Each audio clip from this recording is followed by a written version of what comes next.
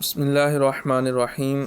جڑاں ضلع فیصل آباد میں قرآن کریم اور صاحب قرآن علیہ السلام کی گستاخی کا جو واقعہ پیش آیا ہے، ہم اس واقعے کی پرزور اور شدید الفاظ میں مذمت کرتے ہیں اور حکومت وقت سے یہ مطالبہ کرتے ہیں کہ جن لوگوں نے یہ کام کیا ہے، یہ گستاخی کا ارتکاب کیا ہے، چاہے وہ عیسائی ہوں یا ان کا تعلق کسی بھی مذہب سے ہو، ان کے خلاف قانونی کارروائی کی جائے اور ان کو سزا دی جائے۔ اور اس واقعے کی آڑ میں جن لوگوں نے، جن شر پسندوں نے عیسائیوں کے گھروں کو جلایا یا ان کی عبادت گاہوں کو جلایا، جبکہ یہ ملکی قانون اور شرعی قانون کے بالکل خلاف ہے، ان لوگوں کو قانون کے کٹہرے میں لایا جائے اور جو ان کی سزا بنتی ہے ان کو بھی سزا دی جائے۔ یہاں چند گزارشات میں کرنا چاہتا ہوں۔ سب سے پہلی بات یہ ہے کہ اسلام ہمیں کسی طور پر بھی اس طرح کے تشدد کرنے کی اجازت نہیں دیتا، اور اس طرح کے موقع پر اس انداز سے قانون کو اپنے ہاتھ میں لینے کی بھی اسلام ہمیں اجازت نہیں دیتا۔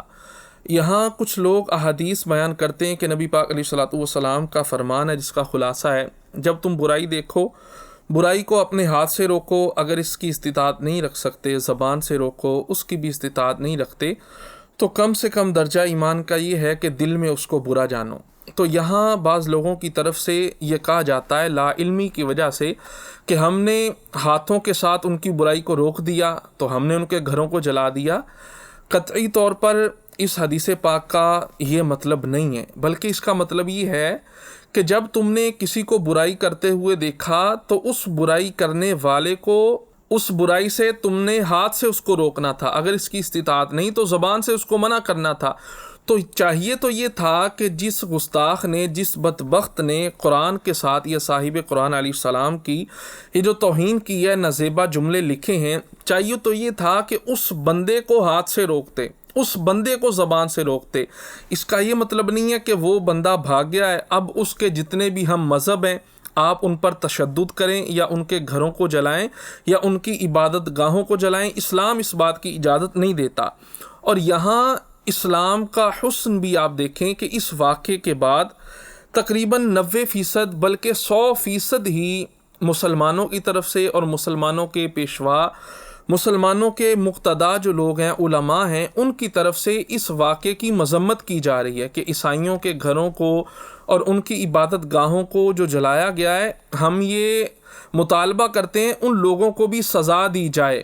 اب یہاں اسلام کا حسن ہے۔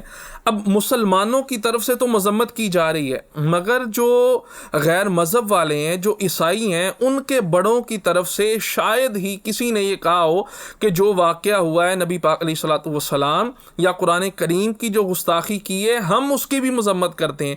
جن لوگوں نے یہ برا فعل کیا ہے ان کو سزا دینی چاہیے۔ اب یہ عیسائی لوگوں کی طرف سے کتنا مطالبہ سامنے آیا، یہ بات بھی آپ سب کے سامنے ہے۔ تو اسلام قطعی طور پر اس بات کی اجازت نہیں دیتا کہ ہم کسی بھی نبی کے خلاف یا کسی بھی آسمانی کتاب کی جو ہے وہ توہین کریں۔ اسلام ہمیں اس بات کی اجازت قطعاً نہیں دیتا۔ اور اس طرح کے جب بھی واقعات ہوں، ہمیں یہ چاہیے کہ اس پر پہلے صبر کا مظاہرہ کریں، پہلے اس بات پر تحقیق کر لی جائے کہ آیا جو گستاخی ہمارے سامنے آئی، جو گستاخی ہمارے سامنے ہے، اس کی حقیقت کیا ہے؟ آیا جس پر الزام لگایا جا رہا ہے اس نے گستاخی کی ہے یا نہیں کی؟ پہلے اس بات کی ہمیں تحقیق کرنی چاہیے، فوراً سے ایک دم سے جذبات سے کام نہیں لینا چاہیے، وگرنہ پھر سیالکوٹ کے اندر جو واقعہ ہوا، ایک عیسائی کو قتل کیا گیا مسلمانوں کی طرف سے، ایک ہجوم کی طرف سے، اب اس میں وہ بعد میں پتہ چلا کہ گستاخی کی بات ہی کوئی نہیں تھی، بلکہ ان کا کوئی ذاتی معاملہ تھا۔ تو یہ تحقیق نہ کرنے کے نتائج ہیں کہ ایک بندے نے جو جرم کیا ہی نہیں ہے اس کی سزا اس کو دے دی جاتی ہے۔ تو سب سے پہلے تو ایسے معاملات کے اندر تحقیقات کر لینی چاہیے۔ اور پھر یہاں پر میرا ایک سادہ سا سوال یہ ہے، اور یہ بڑی سوچنے اور غور و فکر کرنے والی بات ہے، کہ جن لوگوں نے عیسائیوں کے گھروں کو جلایا، بالفرض اگر وہ جلانے والے مسلمان تھے، تو میرا یہ سوال ہے جتنے جتھے اور ہجوم نے ان کے گھروں کو جلایا ہے، ان میں سے کتنے لوگوں کو قرآن پڑھنا آتا ہے؟ یا اس دن سارے ہجوم میں سے کتنے لوگوں نے قرآن کی تلاوت کی ہے؟ اور پھر میرا یہ سوال ہے جن جن لوگوں نے ان کی عبادت گاہوں کو جلایا ہے، اس دن کتنے لوگ مساجد میں گئے، اس دن کتنے لوگوں نے مساجد کے اندر نمازیں ادا کی. ہمیں یہ غور فکر کرنے کی حاجت ہے. یا ہم سارا دن جو ہے وہ سڑکوں پہ پھرتے رہے اور مناظر دیکھتے رہے کہ ہمارے شہر میں کیا ہو رہا ہے. تو یہ بڑی سوچنے والی باتیں کہ ہم قرآن سے کتنی محبت کرتے ہیں, قرآن پر کتنا عمل کرتے ہیں, ہم اپنی عبادت گاہوں سے, اپنی مساجد سے کتنی محبت کرتے ہیں.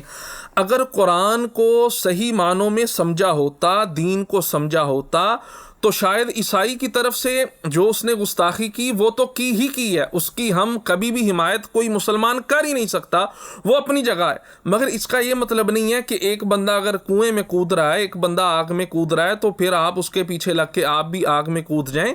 ایسی بات نہیں ہے. دین اسلام کو اگر ہم نے صحیح معنوں میں سمجھا ہوتا, قرآن کی تعلیمات کو سمجھا ہوتا, تو پھر ہم اس طرح کے جو معاملات ہیں فوراً جذباتی ہو کر جس نے جرم نہیں کیا ان کو سزا دینا, کہ گھروں کو یا ان کی عبادت گاہوں کو جلانا, یہ اسلامی تعلیمات کے بالکل مخالف ہے. اسلام ہمیں اس بات کا درس ہی نہیں دیتا. اور یہاں ایک مسلمان ہونے کی حیثیت سے ہم یہ بھی پرزور مطالبہ کرتے ہیں کہ صرف یہ نہ دیکھا جائے مسلمانوں کی طرف سے کیا ری ایکشن آیا, صرف یہی رٹ نہ لگائی جائے کہ مسلمانوں نے یہ جو ظلم و ستم کر دیا. ہم برملا کہہ رہے ہیں جنہوں نے یہ ظلم و ستم کیا ہے انہوں نے غلط کیا ہے, مگر یہ بھی دیکھا جائے اصل حقائق کیا ہیں, اس کے پیچھے محرکات کیا ہیں. وہ جو گستاخی جس نے کی ہے, آیا ہم صرف اسی بات کو لے کے مسلمانوں نے گھروں کو جلا دیا, کہیں اس کی گستاخی پر پردہ تو نہیں ڈال لے؟ اس کے خلاف بھی قانونی کارروائی ہونی چاہیے, پہلے اس پہ بات ہونی چاہیے.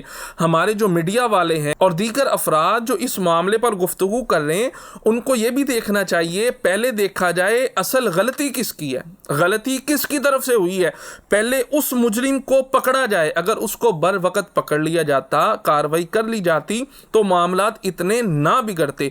تو صرف یہ نہیں کہ آپ مسلمانوں کے خلاف اب جو ہے محاذرائی شروع کر دیں, مسلمانوں نے یقیناً غلط کیا ہے, ہم اس کی حمایت نہیں کرتے, مگر اس کے پیچھے کہیں وہ جو گستاخ ہیں آپ پس پردہ ان کی گستاخیوں کو چھپا نہ رہے ہوں, اس بات پر بھی توجہ کرنے کی شدید حاجت ہے. اللہ تبارک و تعالی مسلمانوں کی حفاظت فرمائے, ہمارے وطن عزیز کی حفاظت فرمائے, وطن عزیز کو اسلام اور امن کا گہوارہ بنائے. اللہ تبارک و تعالی ہمارے ملک پاکستان کی طرف ہر اٹھنے والی میلی نگاہ کو تباہ و برباد فرمائے.